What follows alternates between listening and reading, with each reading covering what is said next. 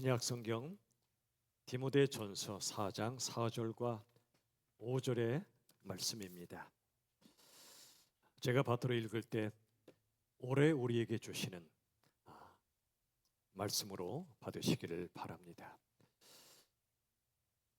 하나님께서 지으신 모든 것이 선함에 감사함으로 받으면 버릴 것이 없나니 하나님의 말씀과 기도로 거룩하여짐이라.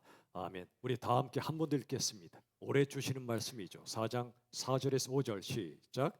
하나님께서 지으신 모든 것이 선함에 감사함으로 받으면 버릴 것이 없나니 하나님의 말씀과 기도로 거룩하여짐이라. 아멘. 올해 우리 교회 목표를 이렇게 잡았습니다. 한번 저를 따라 같이 고백합시다. 생활 영성. 작년엔 우리의 목표가 생활 묵상이었죠. 생활 묵상은 계속되어야 합니다.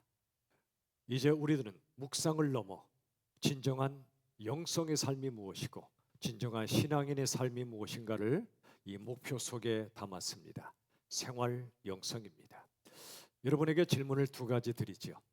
여러분은 일주일에 신앙생활 몇 시간 정도 하십니까? 혹시 이 예배 시간만 신앙생활 하시는 분은 안 계시겠죠? 또 한 가지 질문. 영적인 생활의 핵심은 하나님과의 교제인데 여러분은 하나님과의 교제를 교회 안에서만 하시나요? 아니면 일상 속에서도 하시나요? 어느 쪽이십니까? 둘 다 못한다고요? 그건 아니지요? 그렇진 않으시겠지요. 오늘 본문의 말씀을 보십시오. 4장 4절 디모데전서. 하나님께서 지으신 모든 것이 선함에 감사함으로 받으면 뭐가 없습니까? 버릴 것이 없습니다. 하나님이 지으신 모든 것은 버릴 게 없습니다. 왜냐하면 그 모든 것 속에는 하나님의 선하시고 거룩한 성품이 담겨 있기 때문입니다. 로마서 1장 20절에도 만물 속에 신성이 담겨 있다 말씀하듯이 하나님이 지으신 모든 것 속에는 하나님의 거룩하고 선한 성품이 가득 담겨 있습니다. 여러분, 우리 삶에서 버릴 것이 하나도 없습니다. 우린 그렇지 않습니다. 버리고 싶은 게 너무나 많아요. 고통의 기억도 버리고 싶고 지금의 모든 아픔도 다 버리고 싶습니다. 당연합니다. 그런데 하나님은 그 모든 걸 합력하여 뭘 이루십니까? 선을 이루시기 때문에 삶에서 버릴 것은 하나도 없습니다. 하나님이 허락하신 모든 것은 버릴 것이 하나도 없습니다. 하나님이 창조하신 모든 것, 하나님이 허락하신 모든 것은 버릴 게 없어요. 심지어 우리의 실수와 상처와 인생의 모든 실패의 경험들 다 버리고 싶지만 그렇지 않습니다. 하나님은 그것들을 통해 그것들이 일하게 하셔서 놀라운 하나님의 뜻을 이루어 가십니다. 고난을 통해 더 깊어지게 하시고 고난을 통해 더 성숙하게 하십니다. 우리 가슴을 후벼 파는 그 아픔을 통해 후벼 팔 만큼 우리의 영성을 깊어지게 만드십니다. 하나님의 지으신 것과 하나님이 허락하시는 모든 것 하나도 버릴 것이 없습니다. 생활 영성. 오늘은 세 가지로 말씀을 나누려고 합니다. 자, 첫 번째 생활 영성이 무엇인가를 영상으로 함께 고백합시다. 시작. 생활 영성은 평범한 일상 속에서 숭고한 의미를 발견하는 것이다. 여러분은 매일의 평범한 일상 속에서 어떤 의미를 발견하며 사시나요? 예를 들어 아침 밥상에 놓인 감자 한 알, 거기에 무슨 의미가 담겨 있을까요? 따스한 햇볕, 적절한 수분, 농부의 땀방울, 그리고 택배기사의 수고까지. 이 감자 한 알 속에도 참 많은 소중한 의미가 담겨져 있죠. 빠뜨렸네요. 이걸 요리해 주신 귀한 분의 그 수고까지 말이지요. 그리고 이 감자 한 알에는 하나님의 은혜와 사랑이 가득 담겨 있습니다. 우리를 먹이시는 하나님의 은혜, 우리를 살리시는 하나님의 사랑이 그 안에 가득 담겨 있습니다. 이 작아 보이고 평범해 보이는 감자 한 알 속에도 얼마나 숭고한 의미가 담겨 있는지 모릅니다. 여러분 삶의 모든 것에서 모든 순간에 하나님의 은혜와 사랑을 누리시기를 주님의 이름으로 축원합니다. 그게 바로 생활 영성입니다. 여러분 참된 영성은 그저 종교 의식이 아닙니다. 참된 영성은 매일의 삶에서 하나님을 만나고 하나님을 느끼는 것입니다. 들판에 핀 꽃 한 송이에서도, 저녁의 아름다운 노을 속에서도 아름다우신 하나님을 흠뻑 누리는 것, 이게 생활 영성입니다. 그런데 문제가 있습니다. 이렇게 하고 싶지만 우리의 현실은 만만치가 않습니다. 녹록지도 않습니다. 이 땅에 가득한 죄와 고통과 죽음의 권세 앞에 벌벌 떠는 게 인생입니다. 그렇게 믿음이 좋았다가도 몸에 질병이 덜컥 찾아오거나, 그렇게 믿음이 좋았다가도 나를 아프게 하는 어떤 사건이 발생하면 언제 믿었냐는 듯이 믿음을 버리는 경우도 있습니다. 여러분, 우리 인생 한 번도 살았던 것이 없었던 사람처럼 죽는 사람들이 많습니다. 그런 사람들은 어떻게 사냐면 죽지 않을 것처럼 살아요. 죽지 않을 것처럼 사니까 살았던 적이 없는 사람처럼 죽어버립니다. 여러분, 예수님을 제대로 믿고 만나지 않으면 세상과 다를 바 없이 영원히 안 줄 것처럼 살다가 의미 없는 허무한 것, 무의미한 거에 내 마음을 낭비하고 내 시간을 낭비하고 살다가 살았던 적이 없는 것처럼 죽어서는 안 되지 않겠습니까?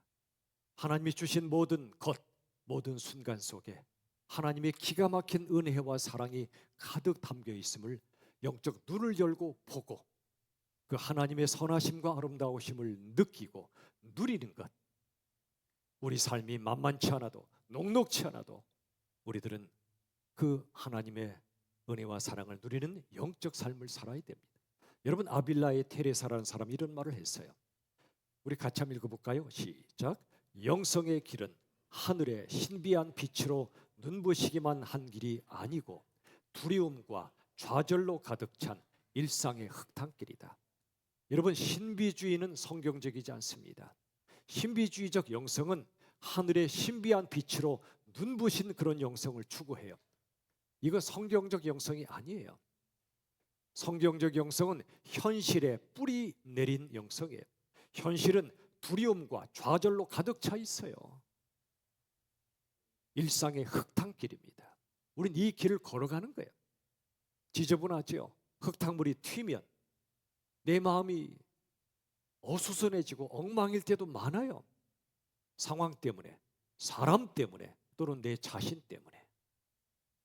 그런데 이 테레사의 말처럼 영성의 길이란 하늘의 신비한 빛으로만 눈부신 길이 아니에요. 두렵고 좌절하고 외롭고 고통스러운 일이 참 많은 일상의 흙탕길, 여길 통과하는 것이 바로 진정한 영성입니다. 누가 그러셨죠? 예수님이 그러셨습니다. 그렇게 사셨습니다. 우리와 함께 말이지요. 일상의 삶은 수많은 혼란이 있고 아픔이 있습니다. 바로 그 순간, 혼란과 아픔의 순간 어떤 자세와 어떤 태도로, 어떤 마음가짐으로 주님을 붙드는가가 중요합니다. 상처가 다가올 때, 누가 나를 아프게 할 때 하나님마저 버리는, 신앙생활을 버리는, 교회 생활을 버리는 그런 일이 있어서는 안 됩니다.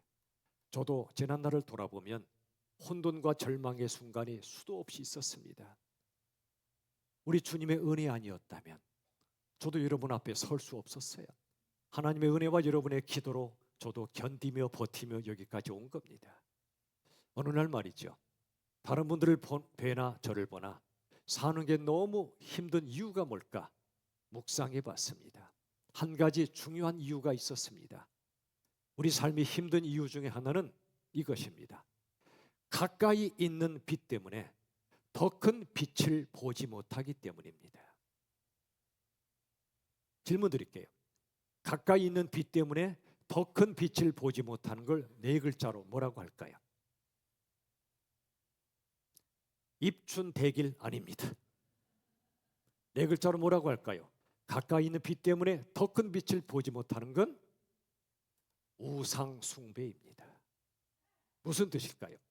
여러분, 우리 삶에서 가까이 있는 빛들이 뭐죠? 소중한 빛들입니다. 내 마음을 비춰주고 내 삶을 비춰주는 빛. 첫째, 사랑하는 사람이죠. 두 번째, 건강이죠. 세 번째, 물질이죠. 돈. 네 번째, 명예입니다. 다섯 번째, 지위 등등등. 하나님이 허락하신 소중한 것들입니다. 가까이 있는 빛은 귀합니다. 문제는 이 가까이 있는 빛 때문에 더 큰 빛을 보지 못하는 우상 숭배입니다. 하나님이 선물로 주신 사람, 건강, 물질, 명예, 지위를 내가 의지하다 보니, 거기에 매이다 보니 그 가까운 빛 때문에 더 큰 빛을 보질 못합니다. 이 작은 빛들, 가까운 빛들이 꺼지기라도 하면 낙심해 버립니다. 사랑하는 사람이 떠나거나, 건강을 잃어버리거나, 돈, 물질을 뺏기거나, 명예를 내가 잃어버리거나, 어떤 지위를 박탈당하거나 하면 인생 전체가 끝난 것처럼 절망의 구렁텅이에 빠져버립니다. 인생도 신앙도 내동댕이 칠 때가 있습니다. 우리는 어떻습니까? 이 가까운 빛 때문에 더 큰 빛을 보지 못하진 않습니까? 한 아이가 있었어요. 손 안에 촛불이 있었어요. 캔들. 너무 예쁘잖아요. 근데 촛불이 훅 꺼져버립니다. 그러자 주저앉아 목 놓아 울었습니다. 내 촛불 하면서 말이죠. 그러다 울다 잠들었습니다. 아빠가 아침에 이 아이를 깨웠습니다. 얘야, 일어나봐. 아빠랑 밖에 나갈래? 밖으로 나가자. 찬란한 태양빛이 아이의 온몸을 환하게 비추어 주었습니다. 아빠가 물었습니다. 얘야, 어제 꺼졌던 촛불 때문에 지금도 속상해? 뭐라고 대답했을까요? 아니라고 대답했습니다. 우린 가까이 있는 촛불 때문에 더 큰 태양빛을 못 봅니다. 태양빛이 아침이 되면 나를 비출 것을 생각하지 못하고, 가까웠던 촛불이 꺼진 것 하나 때문에 낙심하고 운단 말이지요. 여러분, 태양빛도 가까이 있는 빛일 수 있습니다. 제가 잘 모르지만 아마도 빛의 시간으로 한 8분 정도 걸리나요? 태양까지? 가까운 겁니다. 그런데 가까이 있는 태양빛 때문에 더 큰 우주의 빛을 보지 못할 수 있고요. 더 나아가 가장 큰 빛이신 하나님을 못 볼 수 있어요. 여러분, 계시록 21장 23절에 말씀을 같이 한번 읽어보죠. 다 같이 시작. 그 성은 해나 달에 비침이 쓸데없으니 이는 하나님의 영광이 비치고 어린 양이 그 등불이 되심이라. 아멘. 여러분, 계시록 21장 성경의 맨 마지막 책, 맨 마지막 파트에 있는 말씀이죠. 그 성은, 이건 하나님의 도성입니다. 예수님이 언젠가 재림하시고 죄와 고통과 죽음이 가득한 이 세상이 하나님의 심판을 받고 새하늘과 새 땅, 아름다운 그 나라가 완성될 날이 옵니다. 바로 그때 그 성은 해나 달의 비침이 뭐가 없다고요? 쓸데없대요. 우린 태양 없으면 다 죽습니다. 지구의 생명체 살아남을 수 없어요. 낮엔 해가, 또 밤엔 달이 비춰주죠. 얼마나 소중합니까? 창세기 1장 말씀처럼 하나님이 해와 달을 두셔서, 별을 두셔서 온 세상을 비추게 하셨잖아요. 그런데 이 해나 달의 비침이 쓸데없는 날이 온대요. 그 다음 보세요. 그 다음 말씀 보세요. 이는 누구 영광이 비치죠? 하나님의 영광이 비친대요. 하나님의 빛이 비친대요. 해나 달이 필요 없는 날이 온대요. 가까운 빛이 꺼져도 가장 큰 빛, 하나님의 빛으로 살 날이 온다는 겁니다. 그때가 지금이어야 되지 않겠습니까? 지금도 말이죠. 그 다음 보세요. 어린 양이 그 등불이 되심이라. 우리 죄를 위하여 십자가에 죽으신 어린 양 누구십니까? 예수님이시지요. 그런데 예수님을 왜 어린 양이라고 표현할까요? 계시록엔 예수님을 라이언 킹, 사자로, 강력한 심판의 주로 표현하기도 하는데 왜 여전히 어린 양이라고 말씀할까요? 어린 양은, 이 땅에 오신 예수님은 아기 예수로 가장 연약한 모습으로 태어나신 예수님, 그리고 십자가는 높아짐이 아니라 낮아짐이었습니다. 스스로 사는 것이 아니라 스스로 죽음이었습니다. 스스로 채움이 아니라 스스로 비움이었습니다. 움켜줌이 아니라 주님 앞에 모든 것을 내려놓음이었습니다. 그게 영광이라 말씀드렸습니다. 어린 양이 등불이 되신대요. 이건 바로 복음의 등불이란 뜻입니다. 다들 세상에서나 교회에서나 높아지고 싶고 움켜쥐고 싶고, 그런데 예수님은 어린 양처럼 낮아지셨습니다. 섬김을 받으셔야 될 분이 낮아지셔서 섬기셨습니다. 다들 이름 내고 싶어 하는데 이름 없이 낮아지셨습니다. 그게 등불이래요. 예수님의 존재가 온 세상에 비치고 등불이지만 어린 양이 등불이 된다는 뜻은 우리가 십자가에 죽을 때, 낮아지고 내려놓을 때, 오히려 약해질 때 그 모습이 바로 등불이 됩니다. 저 해나 달이 전체가 아닙니다. 가장 진정한 빛은 하나님의 영광이 비치며 어린 양 예수님의 빛입니다. 우리들은 가까운 빛 때문에 절망합니다. 사랑하는 사람, 건강, 물질, 명예, 지위가 나를 떠날 때, 이 빛이 꺼질 때 낙심하고 절망하지만 하나님은 우리를 또 나무라지 않습니다. 너의 빛이 꺼졌냐? 아프지? 힘들지? 하지만 낙심하지 마. 내가 있잖아. 내가 너의 영원한 빛이잖아. 인생의 빛들이 꺼지는 순간 하나님은 당신 자신의 빛을 우리에게 비추어 주십니다. 꽃들도란 찬양이 있습니다. 복음의 불모지라 불리우는 일본에서 나온 찬양이에요.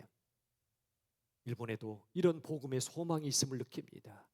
1절에 이런 가사가 있어요. 이곳에 생명샘 솟아나 눈물골짝 지나갈 때에. 여러분, 시편 84편의 말씀처럼 눈물골짜기를 지난 다음에 생명샘이 나오는 게 아니에요. 눈물골짜기를 지나가는 그때에 생명샘이 솟아나요. 눈물골짜기가 생명샘으로 뒤바꿔진다는 얘기예요.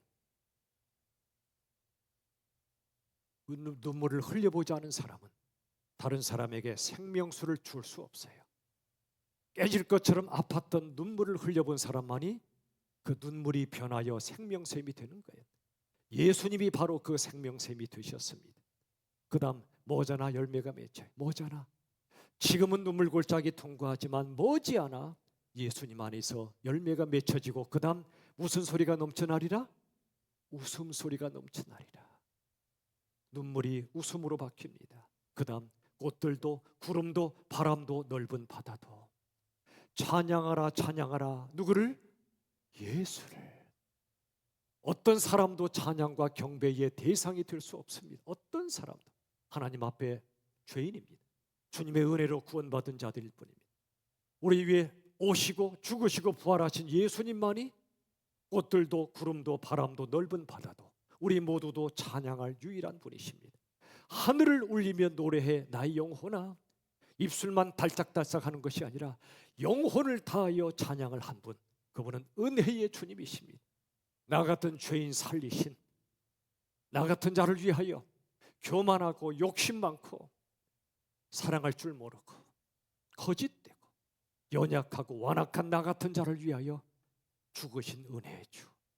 아직 연약할 때, 아직 죄인 되었을 때 우리 위해 죽으신 그 예수님, 은혜의 주님을 깨달으면 그분을 찬양할 수밖에 없습니다. 두 번째 영상을 보십시오. 생활 영성이 무엇인가? 다 같이 시작. 생활 영성은 모든 상황 속에서 예수님을 만나는 것입니다. 모든 상황입니다.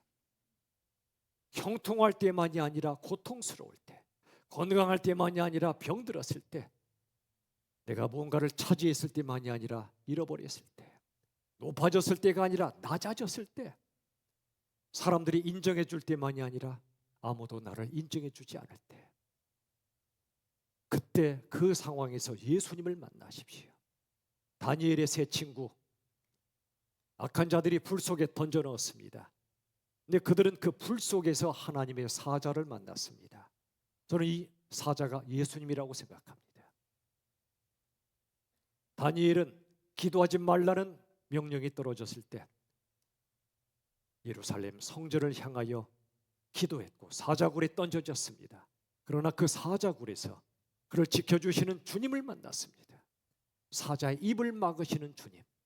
다윗은 시편 23편에서 사망의 음침한 골짜기를 통과했지만 바로 그 골짜기에서 그와 함께 하시는 주님을 만났습니다. 무슨 뜻입니까? 우리가 예수님을 만나는 자리는 불속입니다. 사자굴입니다. 사망의 골짜기입니다. 우리가 정말 배부르고 등 따실 때 만나는 예수님은 껍데기일지도 모릅니다. 가짜일지도 모릅니다.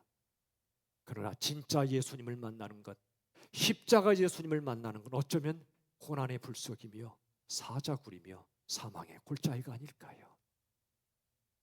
하나님은 우리에게 불과 사자굴과 사망의 골짜기를 부어주시는 분이 아니에요. 내 죄 때문에, 다른 사람들의 죄 때문에, 세상의 죄 때문에 내가 그러한 고난에 처하지만 하나님은 그 고난 속으로 뛰어드십니다. 이 땅의 모든 종교 철학은 스스로 고난을 이기고 신의 경지에 올라가라고 말합니다. 뜻은 가상하지만 불가능합니다. 그런데 기독교만은, 성경만은, 하나님만은 우리 보고 올라오라 하지 않으시고 우리 속에 내려오시고 우리 속에 뛰어드십니다.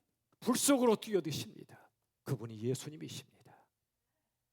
그리고 우리가 고통스러운 삶을 살 때 그 고난이 헛되지 않도록 우리를 키워가십니다. 우리의 일상, 우리의 현실은 어떤 고통이 있어도 우리를 키워가시는 하나님의 학교예요. 여러분이 고통을 당했습니까? 상처를 받았습니까? 실망했습니까? 사람은 상처와 실망을 안겨줄 뿐입니다. 그러나 하나님은 그 실망과 상처를 통해 우리를 키워가십니다. 하나님의 학교 속에 우리가 다니고 있는 겁니다. 오늘 디모데전서 4장 5절을 보세요. 하나님의 말씀과 기도로 모해짐이라. 거룩이 뭐죠? 아까도 거룩 찬양 드렸지만 거룩이 뭐죠? 하나님과 가까워지는 게 거룩입니다. 예수님을 닮아가는 게 거룩입니다. 그런데 이 말씀처럼 거룩의 길은 두 가지입니다. 하나님의 말씀과 기도로만 거룩해질 수 있습니다. 이건 종교 의식을 말하는 게 아니에요. 하나님과의 생명의 관계를 말합니다. 하나님의 말씀이 빛이 되시고 하나님의 말씀이 힘이 되어 나를 비추시고 내 속에 힘을 실어주시는 그 말씀. 그다음 기도입니다. 하나님과 영적 관계입니다. 하나님과 대화입니다. 삶의 고통의 순간 하나님 붙잡고 하나님의 동아줄을 붙잡고 일어나는 게 기도입니다. 우리가 거룩해지는 길은 말씀과 기도밖에 없습니다. 기독교는 수행 종교가 아니에요. 내가 도를 닦고 선행을 함으로써 거룩해지는 게 아니에요. 말씀과 기도로만 거룩해집니다. 그런데 어디서 이 거룩이 가능하죠? 우리가 주일에 또는 예배 시간에 나와 말씀을 듣고 기도드리는 시간은 집중적으로 거룩을 우리에게 부어주시는 시간입니다. 교만과 탐욕을 내려놓고 주님께 초점을 맞추는 거룩의 연습 시간입니다. 얼마나 소중한지 모릅니다.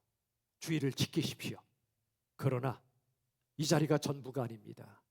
가정이 있습니다. 일터가 있습니다. 마을이 있습니다. 다 내 맘 같지 않습니다.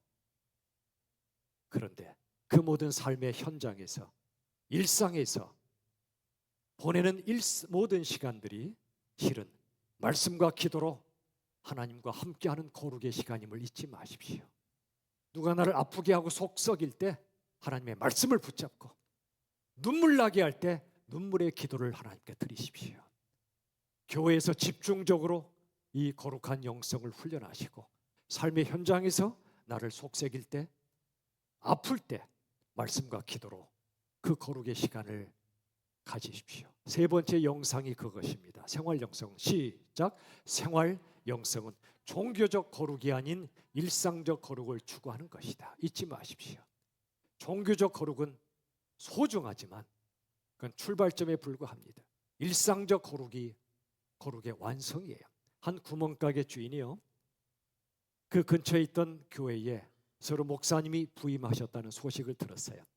그런데 이 구멍가게 주인이 새로 부임한 목회자를 너무 칭찬했대요.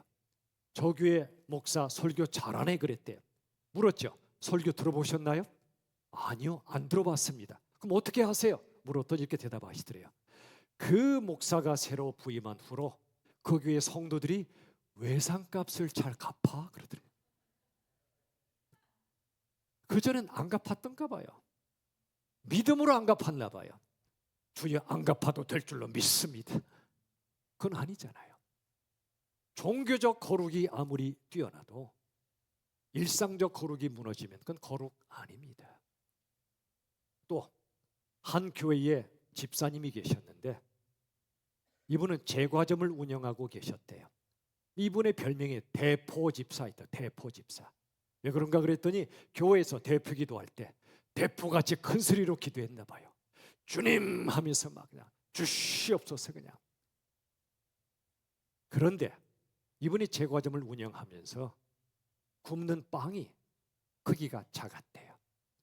어떻게든 이문을 더 남기기 위해서. 공갈빵이라고 있죠. 속은 텅 빈 큰 빵. 뭐 그것도 하나의 취향일 수 있겠죠. 문제는 이분이 굽는 빵이 크기가 미세하게 작아지기 시작했대요. 사람들이 알아챘어요. 안 좋아했어요. 사업이 점점 안 되니까 목사님한테 상담했더니 이렇게 말씀하시더래요. 집사님, 기도 소리는 줄이시고 빵 크기는 늘리세요.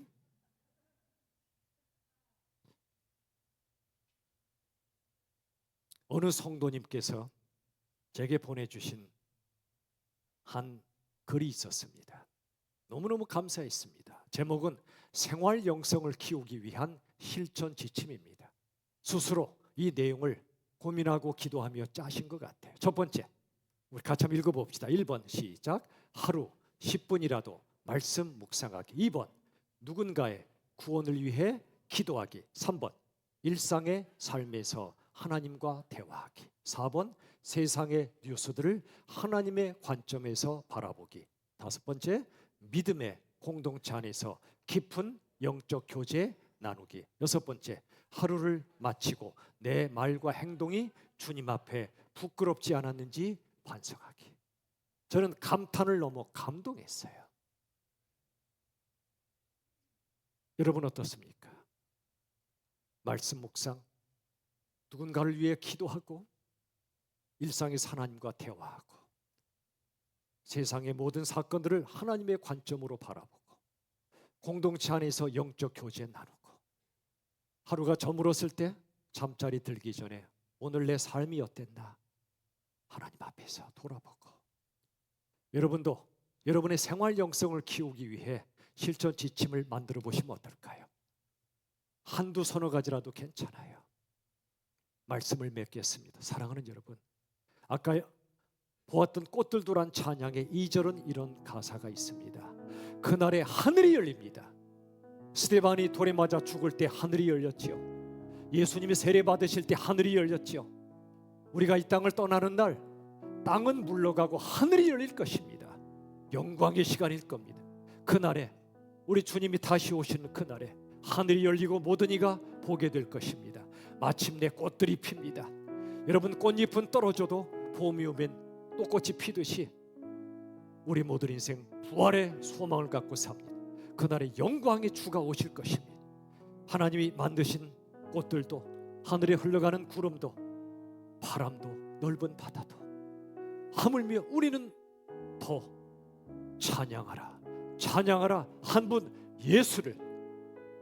제가 여러분 앞에 서서 목 놓아 말씀을 전하는 한 가지는 우리가 찬양과 경배를 드리는 한 분이심을, 예수님을, 그분이심을 여러분 앞에 목 놓아 말씀을 전하는 것입니다. 하늘을 울리며 노래해 나의 영혼아. 입술만으로 찬양하지 마시고 영혼을 다하여 찬양하십시오. 은혜의 주님을, 은혜의 주님을, 은혜의 주님을. 부디 저와 여러분 모두 생활 영성을 훈련합시다.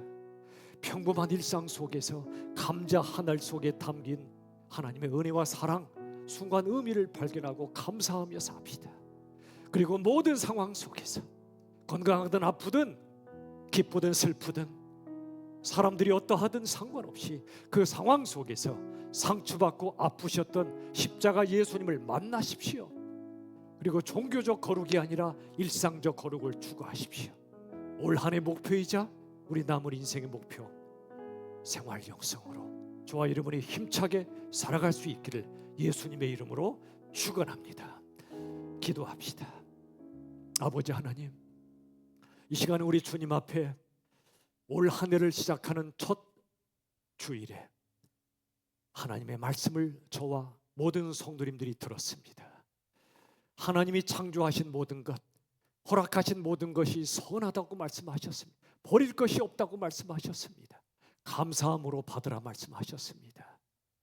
그리고 하나님, 이제 생활 영성을 우리가 이제 올 한 해 추구할 텐데 지극히 평범한 일상 속에서 진정한 하나님의 은혜와 사랑을 발견하게 하여 주시옵소서. 모든 상황 속에서 우리 예수님을 만나게 하여 주시옵소서. 그저 종교적 거룩이 아니라 일상 속에서 예수님 닮은 삶을 살아가는 참된 거룩과 참된 영성의 사람으로 인도하여 주시옵소서. 예수님의 이름으로 간절히 기도하옵나이다. 아멘. 오늘의 신년 주일이라